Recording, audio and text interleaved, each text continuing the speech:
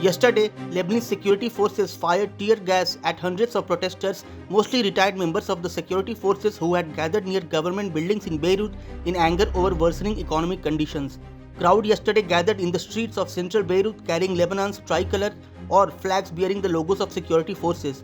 The protest was called for by retired soldiers and depositors who have had limited access to their savings after local banks imposed informal capital controls amid Lebanon's financial crisis, the worst in the country's modern history.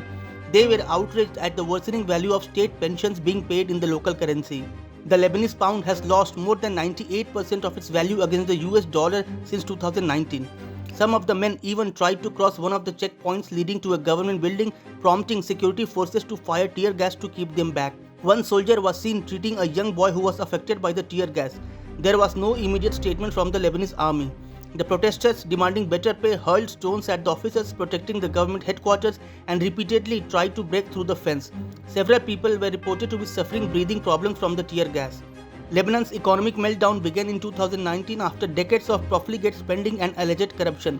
Its onset prompted the most wide-ranging protests the country had seen in years, but they fizzled out and rallies have been sporadic since.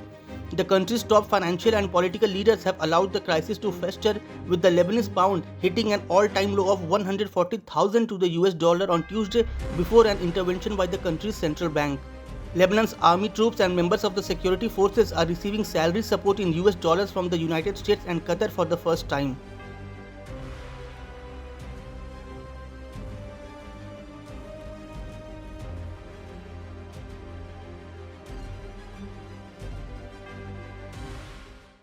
Subscribe to One India channel and never miss an update.